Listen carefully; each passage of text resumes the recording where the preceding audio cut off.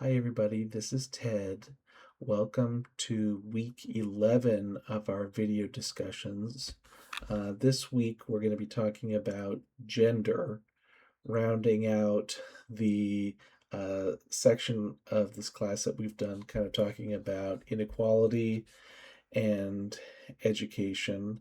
Last week, we spent our readings kind of centered around the idea of race in our analysis of education and the concept of a sorting machine, which we sort of examined through the use of critical race theory. This week, we're going to be applying a similar critical lens to the idea of gender. And I want to first start off by kind of acknowledging that, while often feminist critique has traditionally centered on women's experiences, I think that you may be able to see that the kind of concept of analyzing people's experience through ideas of masculinity and femininity uh, can go outside that perspective. And so this week, our readings do sort of gender analysis, but they're actually being used to interrogate the idea of masculinity as well as masculinity's relationship to educational outcomes and experience. So we're going to be moving still within the literature of sociology, and that means we have some quantitative stuff in one of our readings, as well as some qualitative, sort of like another ethnography. For those of you who liked the discussion of the Hanlons and the concerted cultivation, you'll see that once again, it's sort of like a narrative from somebody who went out into a school and just basically recorded what they saw there. So we're going to be looking at kind of one question, sort of a big question today, and talking about this idea of a reversal of the gender gap in college completion. Our first reading, The Rise of Women, basically talks about how women are now substantially outperforming men, at least in terms of college completion. And so the question arises, how can we explain this reversal and what exactly can it tell us about potentially the sorting function that's occurring within schools? So, in our first reading, we sort of have these two concepts at play: the idea of the stalled revolution, in a sense, gender revolution for women.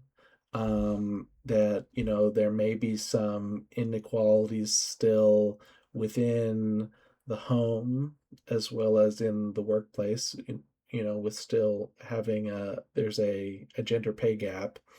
But we're now seeing that maybe this isn't the case. Women are always on the lower end of the ladder in all parts of society. And in the case of education, women haven't just merely achieved equality, they're surpassing men on key benchmarks. And so some of the statistics that we have to document this trend are basically in the early 70s, 58% of all college students were men. But by the 1980s, the gap had closed and was beginning to reverse. And so now, as of the 2010s, and I'm sure, if we had a slightly more up to date rating, it probably would potentially be even greater. 57% of college students are women. Um, and the authors basically argue that this reversal isn't necessarily about women's gains, but it also is telling a story about stagnation for men, and particularly cohorts of men, generational cohorts after the 1950s.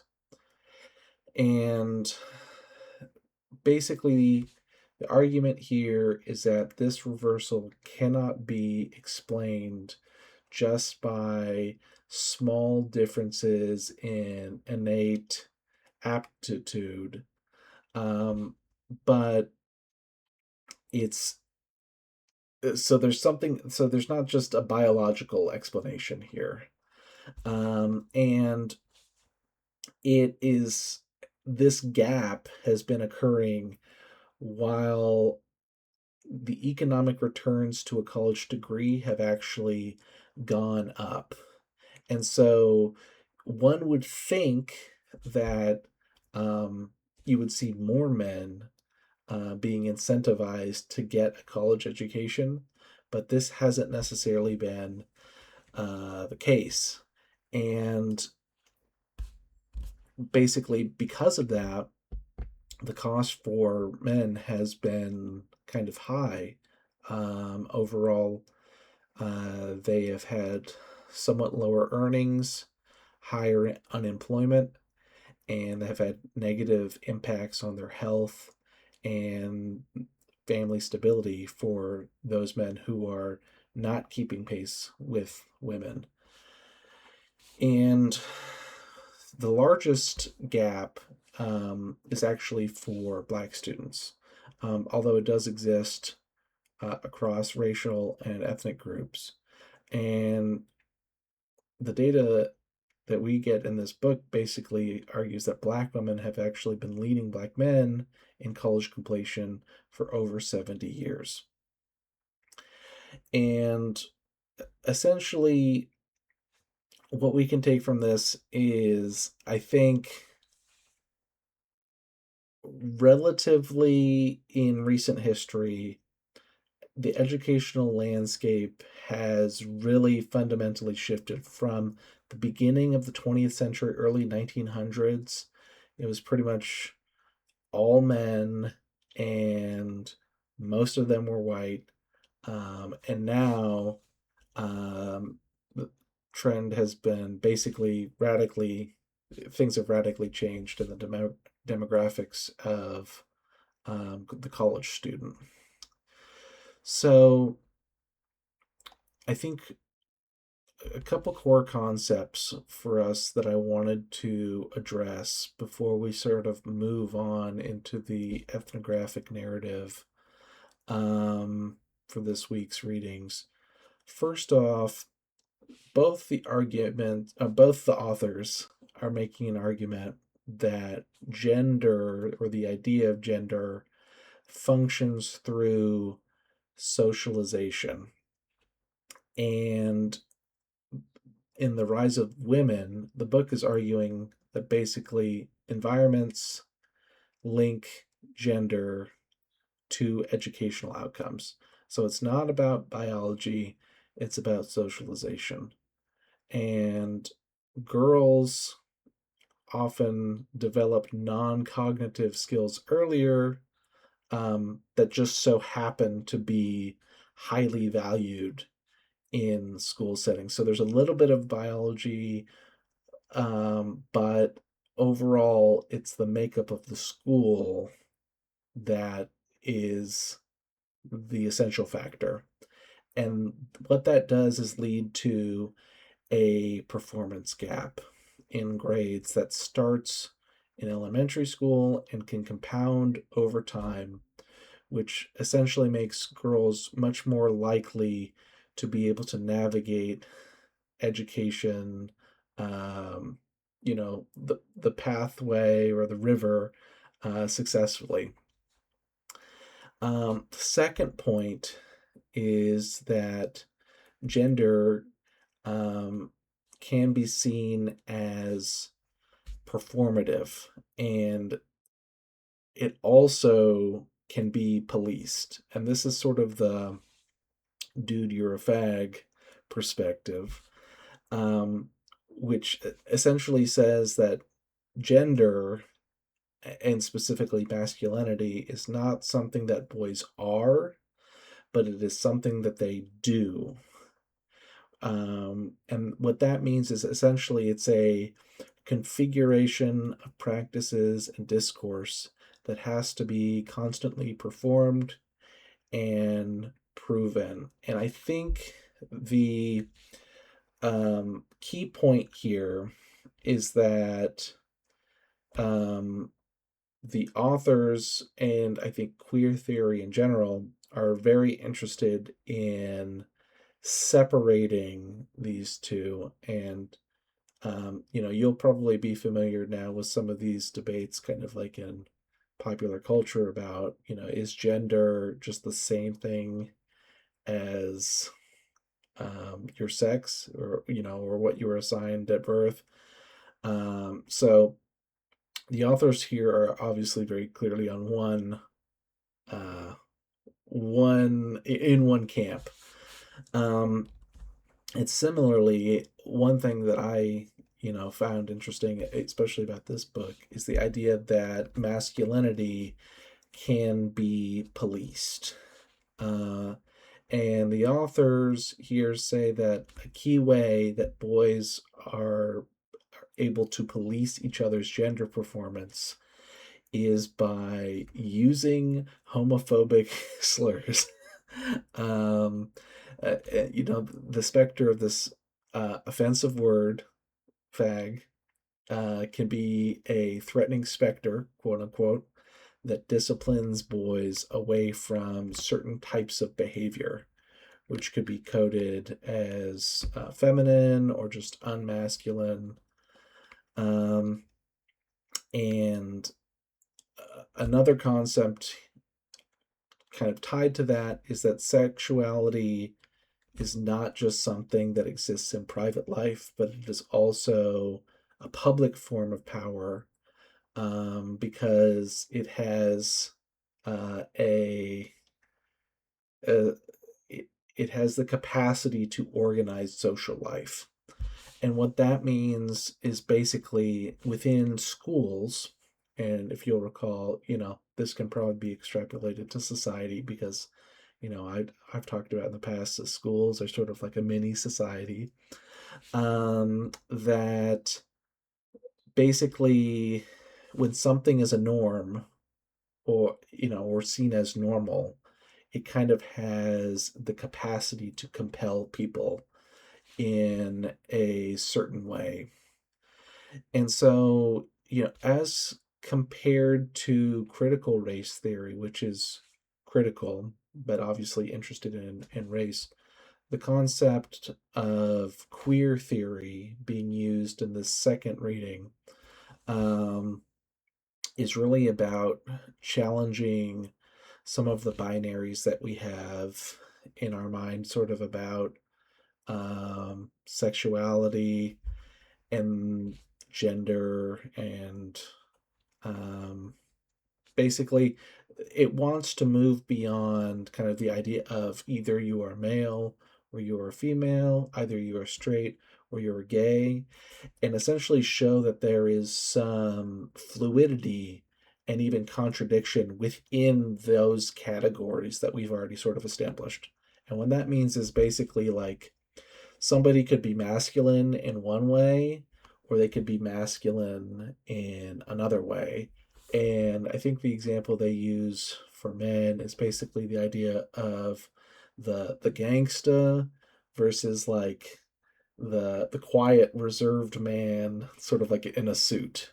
And those are sort of like two very different expressions of masculinity, but they sort of fit within this giant overarching concept.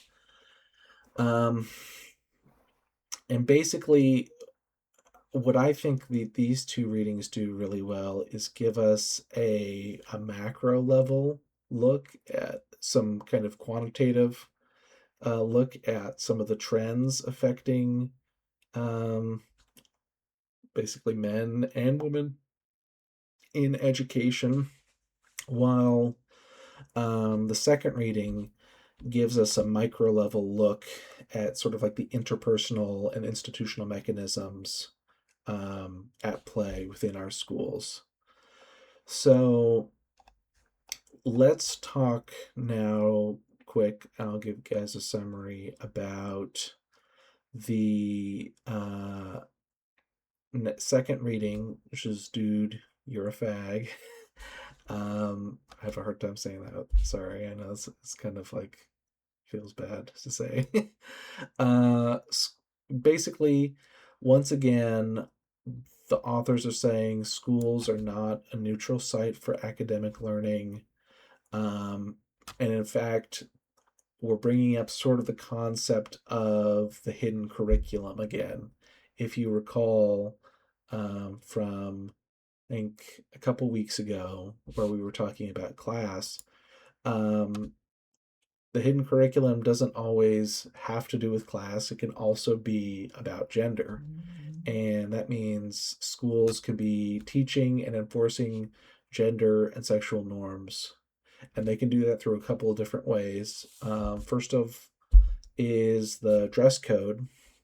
And you can see basically both boys and girls have different dress codes, and those are supposed to kind of formalize gender difference.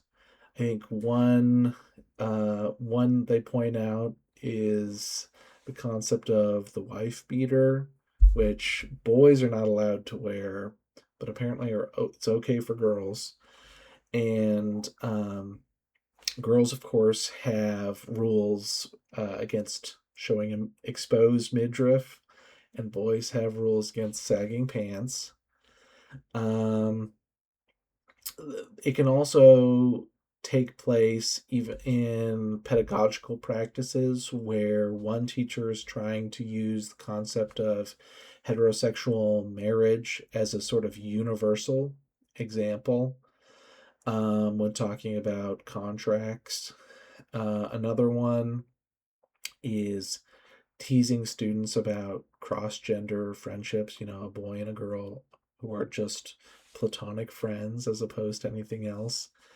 And then sometimes even turning a blind eye or participating in sexist and homophobic jokes. Something like a teacher doing that, which I think we could say probably is unprofessional, but in this step it is going a step further and reinforcing some of these things that might not be the most per, you know most open-minded. um, the third point I want to bring up is something interesting that kind of is discussed at the start of chapter 1, sort of discussed a little bit in Lampshaded, and chapter 2 is this idea of school rituals, and particularly the Mr. Cougar pageant, which is essentially like, as I understand it, sort of like popularity, not like a Miss America, but like for men, basically.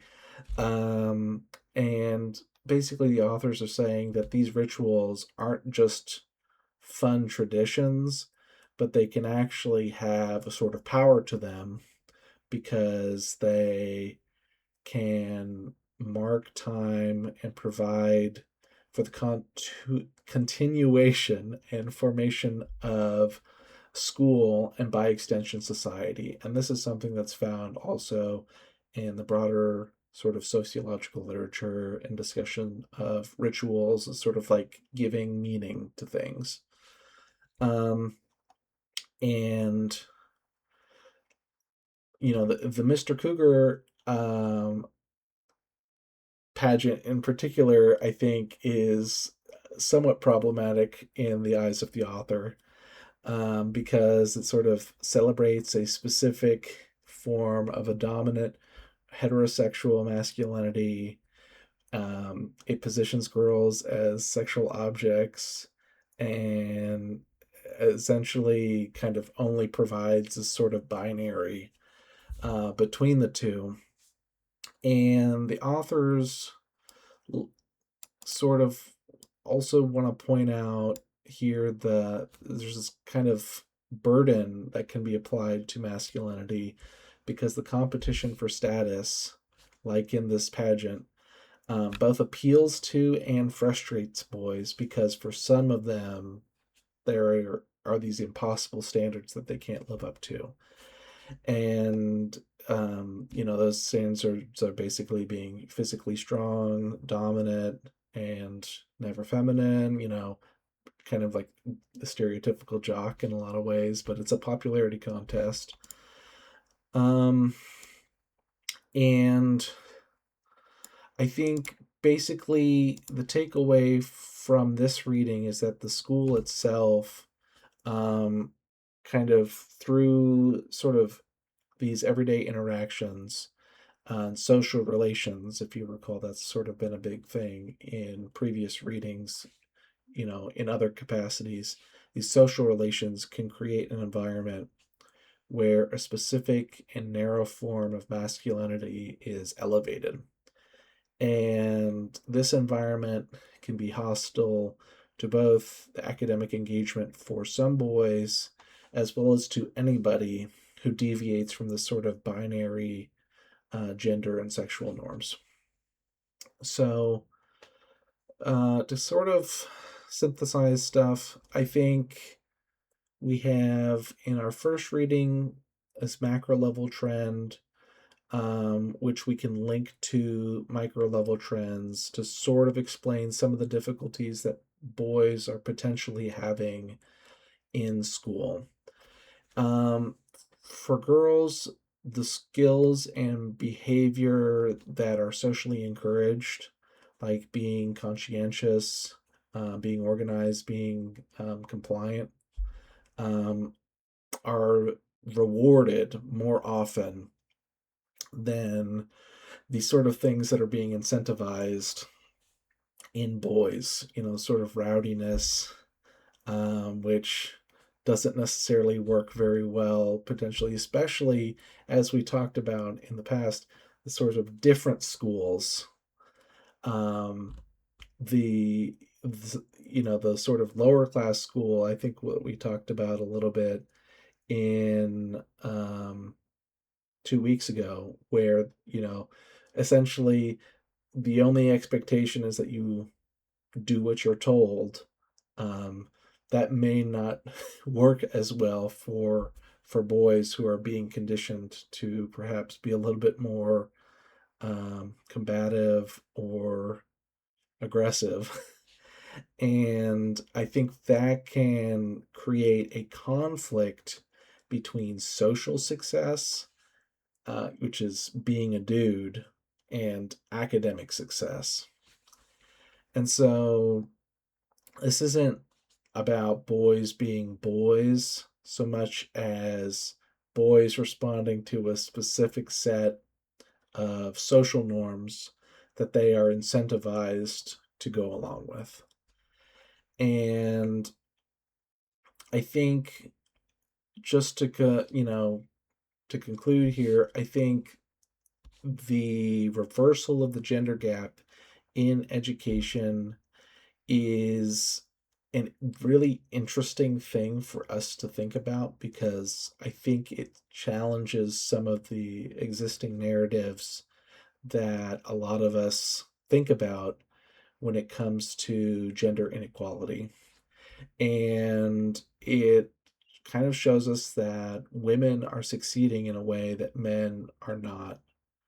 Um, it also shows us that schools are an active player in this process of kind of social success, but also academic success, and that there's a sort of hidden curriculum, once again, coming up, um, taking place in the language of gender and sexuality, which can create environments that can be hostile to those who don't conform to those um, norms.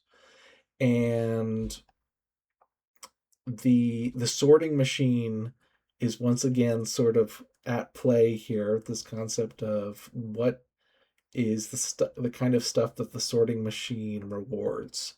And we can see once again, this time it's not class, it's not race, but it can sort students along gendered lines as well. And it's looking for specific academic things, but then you sort of have this underlying social pull that is pulling boys in a different direction.